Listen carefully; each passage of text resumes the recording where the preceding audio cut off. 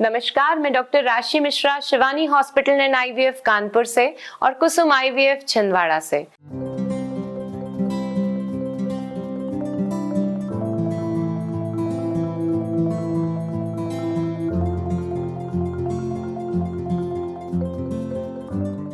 Health awareness series को आगे बढ़ाते हुए आज हम एक स्टार्टिंग पॉइंट पे डिस्कशन करने वाले हैं। जब एक लड़की, एक गर्ल एक यंग एडल्ट में कन्वर्ट होती है, यंग लेडी में कन्वर्ट होती है, मतलब कि प्यूबर्टी, जो चेंजेस एक यंग गर्ल में आते हैं जिसके बाद उसमें एडल्टहुड की तरफ वो एंटर करती है एडोलेसेंट एज ग्रुप में, उसमें क्या चेंजेस आते हैं, क्या चेंजेस किस एज में आने चाहिए, किस सीक्वेंस में आना चाहिए और कब हमें डॉक्टर से मिलने की जरूरत है।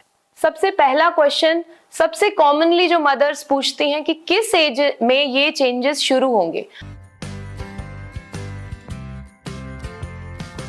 तो प्यूबर्टी की एज 8 से 14 साल है।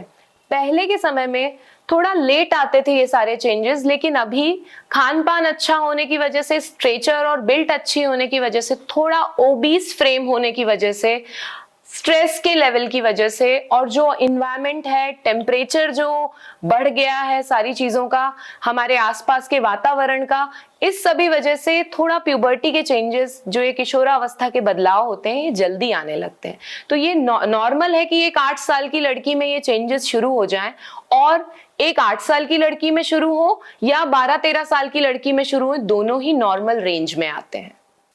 यदि ये चेंजेस 8 साल से पहले शुरू हो रहे हैं, मतलब ये एबनॉर्मल है, या 14 साल तक भी, 14 इयर्स की एज तक भी कोई चेंजेस नहीं आए हैं, तो यह भी एबनॉर्मल है। तो इन दोनों केसेस में आपको अपने डॉक्टर से कंसल्ट करना चाहिए। दूसरा कॉमन क्वेश्चन होता है कि क्या क्या चेंजेस आएंगे और किस सीक्वेंस में ये चेंजेस आने चाहिए। तो सबसे पहले बच्चे की, बिटिया की हाइट बढ़ती है, स्पीड से हाइट बढ़ेगी, हाइट का स्पर्ट होता है। इसके बाद में ब्रेस्ट इनलार्जमेंट होता है। ये ब्रेस्ट इनलार्जमेंट एक साइड से भी शुरू हो सकता है और दोनों साइड में भी साथ में शुरू हो सकता है। कुछ बच्चे परेशान होते हैं कि एक ही ब्रेस्ट इनलार्ज हो रहा है, वो गठान के फॉर्म में हमें दिखाने आते हैं। तो कभी कभी ऐसा होता है कि एक साइड से डेवलपमेंट शुरू हुआ, लेकिन फाइनली दोनों ब्रेस्ट का डेवलपमेंट हो जाता है और वो इक्वल साइज के फाइनली प्यूबर्टी के पूरे चेंजेस होने के बाद में हो जाते हैं। इस ब्रेस्ट डेवलपमेंट के दौरान उन्हें ब्रेस्ट में एक गठान सी फील होती है, वो ब्रेस्ट टिश्यू डेवलप होता रहता है और वो काफी पेनफुल होता है। तो कुछ सपोर्ट पहनना जरूरी हो जाता है इस एज से। इसके बाद तीसरी चीज आती है हेयर डेवलपमेंट। आर्मपिट पे और प्राइवेट पार्ट में हेयर का डेवलपमेंट होता है। पहले ये छोटे छोटे हेयर्स के फॉर्म में होते हैं और फिर ये डार्क होते जाते हैं। पहले आर्मपिट पे आते हैं और फिर प्राइवेट पार्ट पे आते हैं। इसके बाद में डेवलपमेंट के 4th स्टेज में बच्चों को मेंसेस शुरू होते हैं। रेगुलरली हर महीने ब्लीडिंग होती है प्राइवेट पार्ट से। इसमें बच्चे को समझाने की बहुत जरूरत है। जब ये चेंजेस होने शुरू हो रहे हैं, ब्रेस्ट डेवलपमेंट हो रहा है, हेयर की ग्रोथ हो रही है, इसी पॉइंट ऑफ टाइम पे मदर को एक थोड़ी सी काउंसलिंग करने की जरूरत है कि ये जो बदलाव उनमें हो रहे हैं, ये सबके बॉडी में हुए थे और सबको होते हैं और ये नॉर्मल है।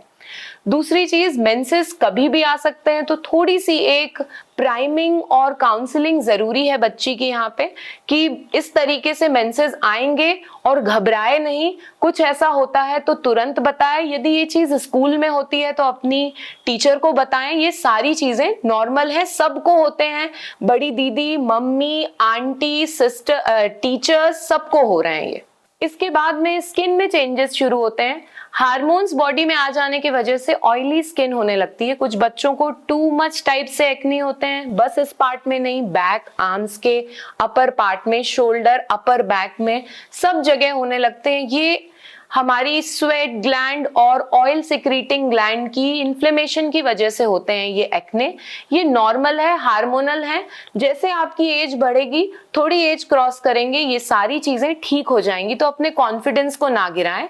लोकल ट्रीटमेंट, यदि ज्यादा हो रहा है तो लोकल ऑइंटमेंट, और बहुत ज्यादा हो रहा है तो स्किन स्पेशलिस्ट से मिलके आप ट्रीटमेंट ले सकते हैं। बट फाइनली उसे, जैसे जो पार्लर ट्रीटमेंट्स होते हैं, उसे फोड़ने का, उसे पिक पिक कर लेने का, ये सारी चीजें नहीं करनी चाहिए, नहीं तो परमानेंटली उस जगह पे स्कार फॉर्मेशन हो जाता है। ये सारी चीजें एज बढ़ने के साथ में ठीक हो जाएंगी। इसके बाद में अगली चीज होती है हमें स्वेटिंग होने लगती है और एक स्वेट में अलग सी ओडर आने लगती है, स्मेल आने लगती है। ये सारी चीजें नॉर्मल हैं और ये एक गर्ल चाइल्ड का एडल्टहुड की तरफ एंट्री है और सारी चीजें बदलाव होती हैं। ये सब कुछ नॉर्मल चेंजेस हैं। तो यहाँ मेरी सभी मम्मियों से और बच्चियों से, क्योंकि अब मेरे व्यूअर्स बच्चियां भी हैं जो कि वो एडल्टहुड की तरफ बढ़ चुकी हैं, सबसे रिक्वेस्ट है कि इस समय अपनी हेल्थ का और अपने खान पान का और अपनी जो एक्सरसाइज रहती है या डेली एक्टिविटी का बहुत ख्याल रखें। बिकॉज आपकी नींव स्ट्रांग होगी तो आगे जो इमारत बनेगी वो सब तरीके से मजबूत होगी और यहीं से हमारी रिप्रोडक्टिव हेल्थ की नींव शुरू होती है। आपके इससे रिलेटेड कोई भी क्वेश्चंस हैं तो आप चैट बॉक्स में डाल सकते हैं, मैं उनका बहुत अच्छे से आंसर देने की पूरी प्रयास करूंगी। Thank you so much.